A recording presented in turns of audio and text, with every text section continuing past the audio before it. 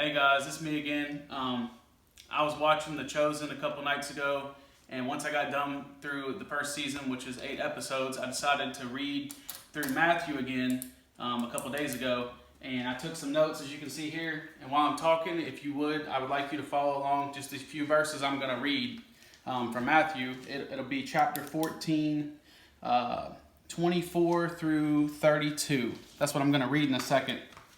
But I'd just like to explain why these verses stuck out to me. Mainly because when I was reading through this, I was thinking about faith and what is faith, and I was thinking about like blind faith versus 100% giving it all to Jesus. And so when I was reading through here, like I said, chapter 14, verse 24 through 32 really stuck out to me. And you can see here, I took a bunch of notes on it. I got pages of notes. This is probably going to be a part 1. I'm probably going to do a couple different portions of Mathew. But so far, Jesus has told me to speak on this one portion because I was struggling with this and still am. And I know this could probably help somebody else out after reading it. So I'm going to go ahead and read a couple verses to you guys. And this is the parable about where Peter decided to ask Jesus if he could walk on water as well. And I just want to read this out to you, verse 24. But the ship was now in the midst of the sea, tossed with waves, for the wind was contrary. Verse 25. And in the fourth watch of the night, Jesus went unto them walking on the sea. And when the disciples saw him walking on the sea, they were troubled, saying, It is a spirit. And they cried out of fear. Pay attention to that. Verse 27. But straightway Jesus spake unto them, saying, and this is in red, this text is in red, saying that Jesus actually said this, Be of good cheer, it is I, be not afraid. And then verse 28, And Peter answered him and said, Lord, if it be thou, bid me come unto the water.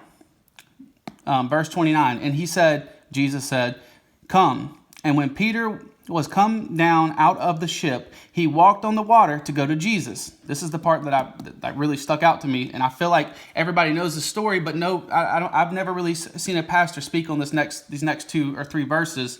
This is very important in my opinion. But when he saw the wind boisterous, he was afraid and began sinking. He cried, saying, Lord, save me.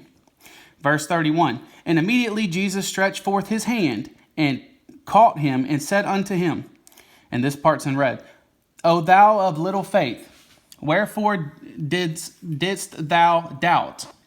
And then verse 32, the last verse I'm going to read, he said, and when they were coming into the ship, the wind ceased. So I want to speak on that real quick.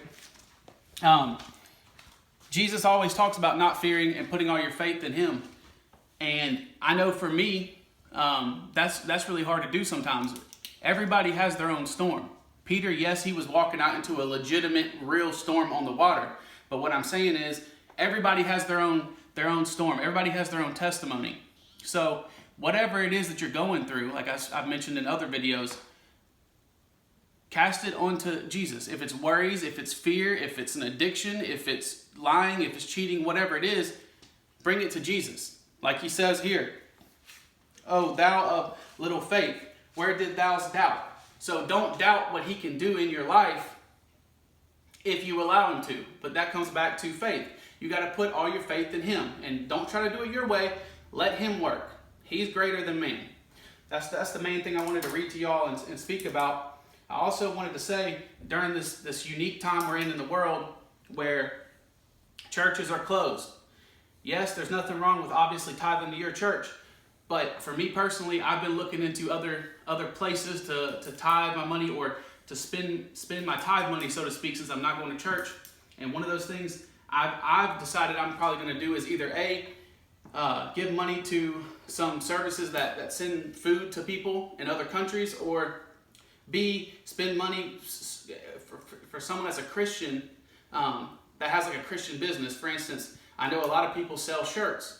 And a lot of the proceeds of the shirts might go to sending Bibles to third world countries or to the less fortunate. And I just wanted to mention that because that's been on my mind heavy to find, somewhere that's trustworthy other than my church to maybe possibly spend some tithe money in this unique period. And the last thing I wanted to say on this video is I probably will do a second or third part to the book of Matthew. I just finished the whole book up yesterday, but Jesus put this on my heart, these few verses, and he wanted me to share it. So that's the main reason why I'm making the video. So I appreciate everybody watching.